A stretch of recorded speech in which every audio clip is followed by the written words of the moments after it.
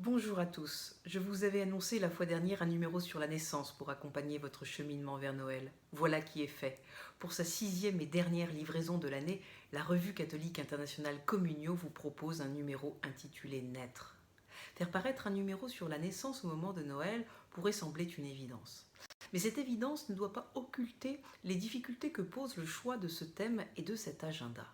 Certes, à Noël, nous célébrons une naissance, celle du Christ. Mais cette naissance n'est pas comparable à la nôtre. Le Christ n'apparaît pas seulement ni d'abord comme un nouveau-né, mais comme l'icône du Dieu invisible, le premier-né, selon la lettre aux Colossiens. Noël est le moment où le Christ, le Fils unique de Dieu, se rend visible, c'est-à-dire fait voir le Père invisible à travers lui. En même temps, notre naissance est elle aussi un événement à travers lequel une vie invisible se manifeste. Notre naissance, comme celle du Christ, est l'événement d'un visage. Ce qui n'était pas comparable le devient, tout en conservant son caractère incomparable. Notre naissance est gage de vie, mais elle n'est pas gage de salut. Contrairement à ce qu'affirme Hannah Arendt, la naissance n'est pas le miracle qui sauve le monde. Elle peut aussi bien l'édifier que le détruire. La naissance est ambivalente et ne suffit donc pas au salut du monde. Celui-ci suppose une nouvelle naissance.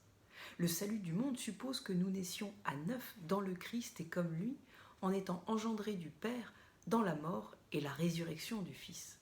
Cette nouvelle naissance qui s'accomplit dans le baptême nous fait devenir chrétiens, c'est-à-dire enfants adoptifs du Père. Elle nous permet, dans le Christ et comme lui, d'orienter notre vie vers celui dont elle provient.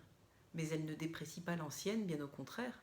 En naissant, le Christ, qui est le miroir sans faille de la charité trinitaire, transforme le regard que le monde porte sur la naissance, qui devient un regard de sollicitude et un regard d'amour.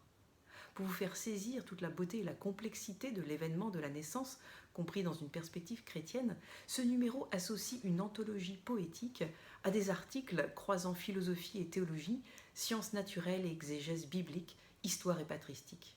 L'anthologie vous fera découvrir des œuvres inédites de poètes vivants, capables d'exprimer en quelques mots ce qu'une longue démonstration n'atteint que difficilement. Enfin, dans ce numéro, je vous signale un entretien exclusif de Jean-Luc Marion sur son dernier livre, d'ailleurs La Révélation.